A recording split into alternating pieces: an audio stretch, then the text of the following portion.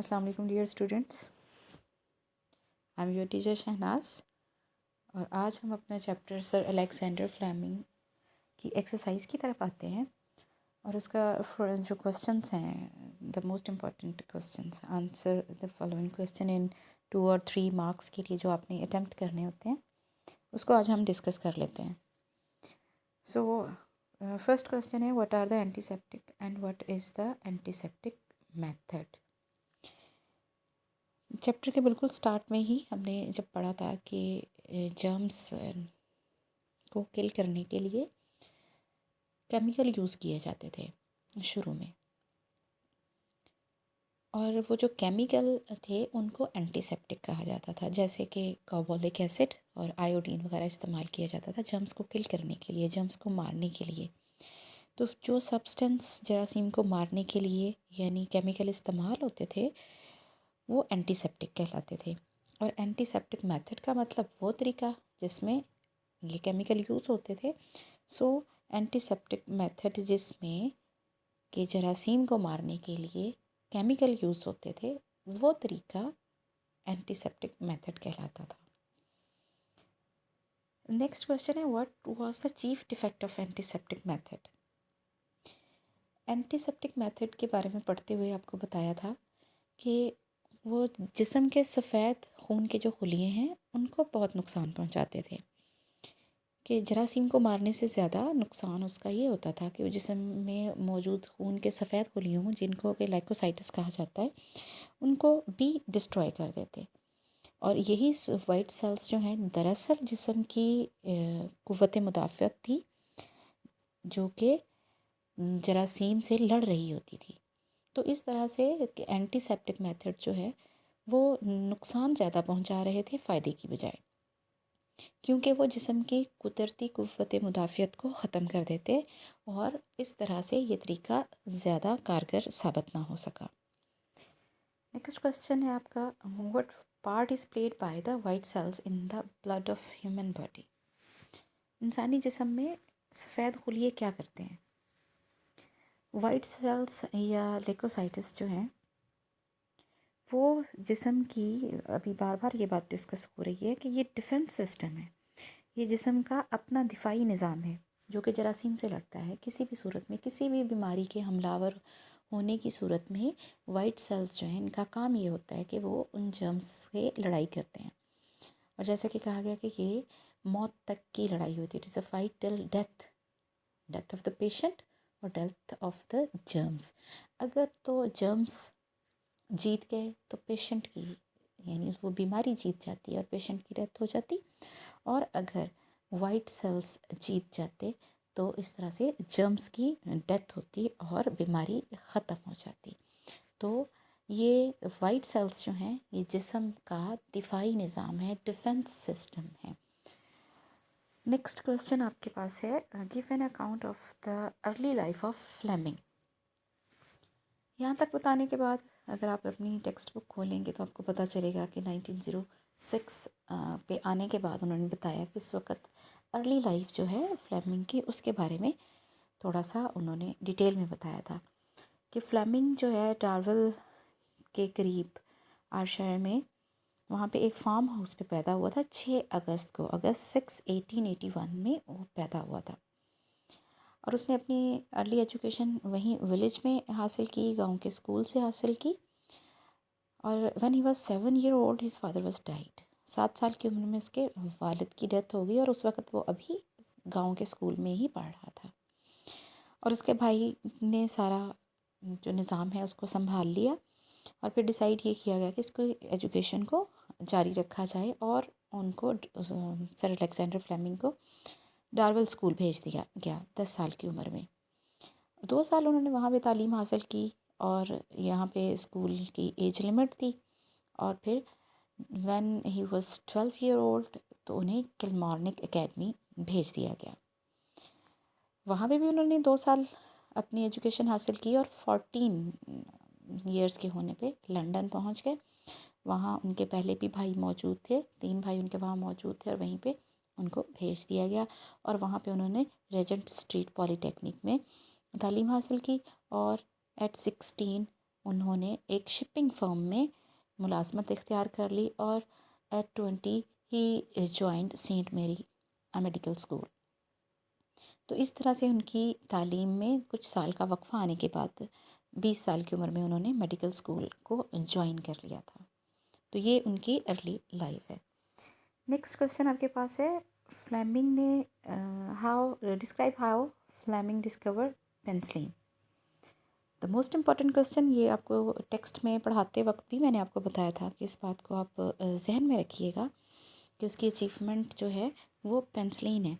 Penicillin से पहले lysozyme भी थी, उसका जिक्र यहाँ पे नहीं है कि इस सारे टाइम पे फ्लेमिंग और आर्नोल्ड राइट जो हैं वो इस बात पे डॉक्टर्स को समझाते रहे कि एंटीसेप्टिक मेथड बेसिकली एक गलत तरीका है, इसका नुकसान ज़्यादा है, इसकी बजाय कोई नेचुरल एंटीसेप्टिक होना चाहिए।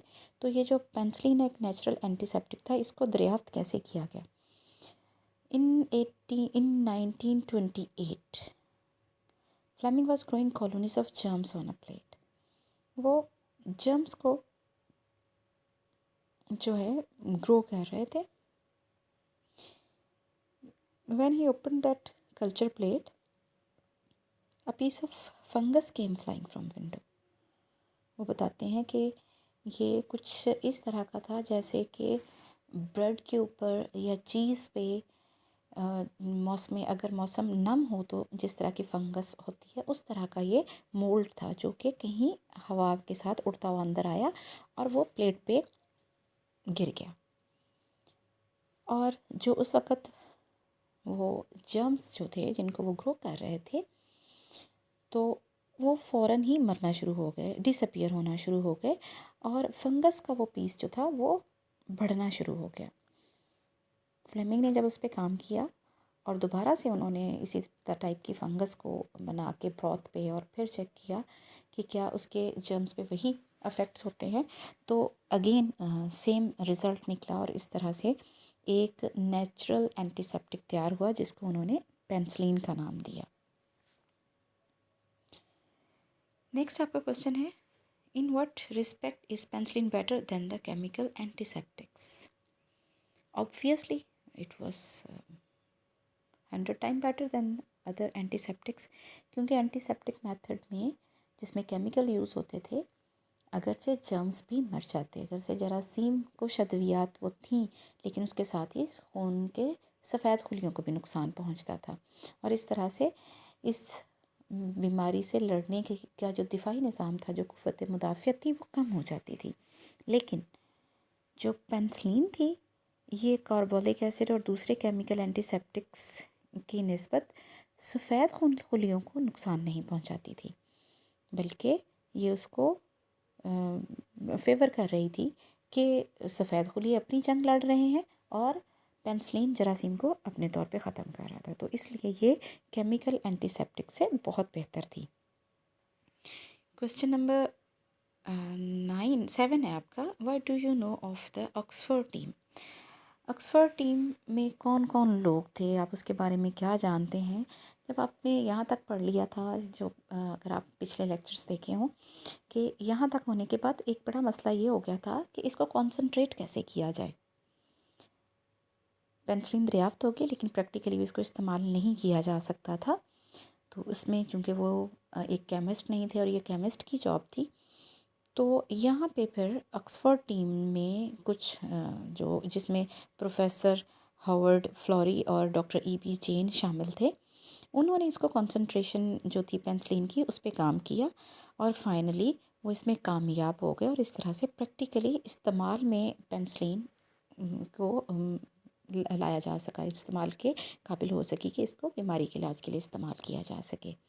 तो इस तरह से इसमें और लोग भी शामिल थे, लेकिन उनको इस टीम को के जो हेड थे वो सर हावर्ड फ्लोरे और डॉक्टर ई.बी. चेन थे। क्वेश्चन नंबर 8 है, how did they make penicillin more effective?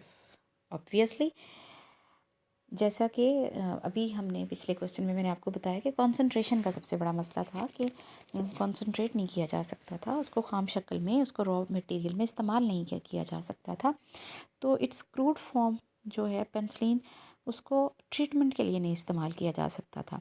जब ऑक्सफोर्ड टीम ने इसको कंसंट्रेट कर लिया तो ये ज़्यादा इफ़ेक्टिव हो गया और अब इसको इस्तेमाल किया जा सकता था। तो ये काम भी, इसका सेहरा भी ऑक्सफोर्ड टीम के सर जाता है। उसके बाद आपका क्वेश्चन नंबर 9 है, write a note on a penicillin as a wonder drug. किस तरह से पेनिसिलिन जो है वो एक बेहतरीन दवाई थी, ये एक हैरत अंगेज़ दवाई थी। पेनिसिलिन जो है वो उसने बेतहाशा, क्योंकि जंग अज़ीम first world war and second world war में जिस तरह से लोग ज़ख्मी हुए और सारे के सारे इन्फेक्टेड वुंड्स थे, जितने भी ज़ख्मी थे उनमें इन्फेक्शन ऑलरेडी था, तो ऐसे टाइम पे पेनिसिलिन की दरियाफ्त ने लाखों ज़िंदगियों को बचाया और इसलिए ये बीमारियों के ख़िलाफ़ एक बेहतरीन हथियार के तौर पे बहुत सही वक्त पे इसका की दरियाफ्त होने की वजह से ये एक बेहतरीन दवाई साबित हुई थी। नेक्स्ट क्वेश्चन है, was Fleming proud of his discovery? तो इसका जवाब है no, Fleming was never felt proud of his discovery, rather he was a very humble person. वो बहुत ही आजिज़ था और कुदरत की हीलिंग पावर पे उसका बहुत यकीन था कि अल्लाह ताला ने, कुदरत ने हर बीमारी का इलाज फितरत में रखा हुआ है। और वो इसलिए कहता था कि मुझे लोग कहते हैं, इल्ज़ाम देते हैं, उन्होंने ये वर्ड इस्तेमाल किया, एक्यूज्ड मी, कि मैंने इसको बनाया है। तो वो कहते हैं, उनके खुद अल्फाज हैं कि penicillin was not man made drug, उसको मैंने बनाया नहीं है, नेचर जो है, फितरत जो है वो उसको सालों से, सदियों से बना रही थी और लोली वेजिटेबल्स की फॉर्म में, बिल्कुल आम सी चीज़ों में अल्लाह ताला ने इसको रखा हुआ था, मैंने सिर्फ इसको दरियाफ्त किया है। सो इस क्वेश्चन का जवाब कि was Fleming proud of his discovery, उसका emphatically no, he was never felt proud of his discovery.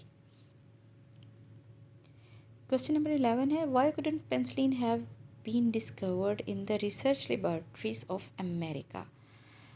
Good question. जब अमेरिका की एक टीम ने उसके लैब को विज़िट किया तो उन्हें लगा ये किसी मेडिकल स्टोर का कोई बैक रूम हो, कहीं छोटा सा एक कमरा था। उसको देख के उन्होंने ये कहा कि कुछ ज़्यादा साफ़ सुथरा और कुछ लैब की तरह से नहीं था। लेकिन जब सर अलेक्जेंडर फ्लेमिंग को अमेरिकी लेबॉर्ट्रीज़ का विज़िट करवाया गया तो उन्होंने बड़ी खुशी का इजहार किया कि बहुत ज़बरदस्त हैं, डस्टलेस हैं, शाइन कर रही हैं, साफ़ सुथरी हैं, एयर जो है वहाँ पे बिल्कुल कंटमिनेटेड नहीं है, पोल्यूटेड नहीं है। लेकिन इसके साथ ही उन्होंने कहा कि यहाँ पे इन जैसी लेबॉर्ट्रीज़ में पेनिसिलिन कभी दरियाफ्त नहीं हो सकती थी। पहले तो उनके मेज़बान हैरान हुए और फिर जब उन्हें पॉइंट समझ में आया कि ऐसी लेबॉर्ट्रीज़ जहाँ पे बाहर की किसी गर्दो गुबार या किसी चीज़ के आने का इम्कान ना हो, वहाँ पे वाक़यातन पेनिसिलिन दरियाफ्त नहीं हो सकती थी, क्योंकि ऐसी कल्चर प्लेट पे कभी भी कुछ गिरता नहीं, और अगर गिरता नहीं तो वो पेनिसिलिन होती नहीं। सो अमेरिका की लेबॉर्ट्रीज़ में पेनिसिलिन दरियाफ्त नहीं हो सकती थी। This is the point. And the last question is, Fleming's achievement pave the way for the other discoveries in the medical field, what are they? Medical के मैदान में दूसरी दरियाफ्तों के लिए रास्ता खुल गया था, और वो कौन सी थी? ये बात भी थी कि उन्होंने कहा कि पेनिसिलिन बजाते ख़ुद एक बहुत बड़ी दरियाफ्त नहीं है, लेकिन इसने तमाम उस दौर के जितने भी साइंटिस्ट थे और रिसर्च वर्कर्स थे और मेडिकल से रिलेटेड लोग थे, उनके लिए एक नया रास्ता, एक नई सोच खोली कि फ़ितरत में यकीनन बीमारियों का इलाज मौजूद है। और इस तरह से उन्होंने बहुत सारी नित नई दरियाफ्तें हुई, बहुत सारी नई अद्वियात दरियाफ्त की गई। और फिर पेनिसिलिन का जो बेहतरीन है, उसकी हाईएस्ट फॉर्म कह सकते हैं, तो इन अद्वियात में सबसे बेहतरीन है स्ट्रेप्टोमाइसिन, जो इसकी दरियाफ्त हुई। तो फ्लेमिंग के इस कारनामे ने नई दरियाफ्तों के लिए एक नई जहत, एक नई रास्ता, एक नई सिमत का तयन किया था कि इस तरफ भी काम किया जा सकता है। तो इस तरह से आपके ये 12 क्वेश्चन हैं। इसके अलावा कुछ और क्वेश्चन भी, एडिशनल क्वेश्चन भी आप लोगों को प्रिपेयर करने चाहिए। जैसे कि बिल्कुल स्टार्ट में लुई पास्चर के बारे में बताया गया है, होफस पास्चर, जो कि हम नेक्स्ट चैप्टर में पढ़ने वाले भी हैं। और इसके अलावा आपसे लॉर्ड लिस्टर के बारे में आपको मालूम होना चाहिए कि वो कौन थे। फिर एंटीसेप्टिक और असेप्टिक मेथड का डिफरेंस, जो कि मैंने उस वक्त आपको क्लियर किया था, उसके बारे में आपको पता होना चाहिए। नेक्स्ट आपके पास एक क्वेश्चन था इसी फर्स्ट और सेकंड पेज पे, मेचनिकॉफ कौन था। ये क्वेश्चन भी आपके पिछले एग्ज़ाम्स में आ चुका है, ये आपको पता होना चाहिए। तो इस तरह से कुछ एडिशनल क्वेश्चन भी आप लोगों को तैयार करने होंगे, करने चाहिए। तो इंशाल्लाह नेक्स्ट आपसे मुलाकात होगी आफ्टर 1 डे। टिल देन अल्लाह हाफिज़। और आप इन चैप्टर्स को अच्छी तरह से तैयार कर लें।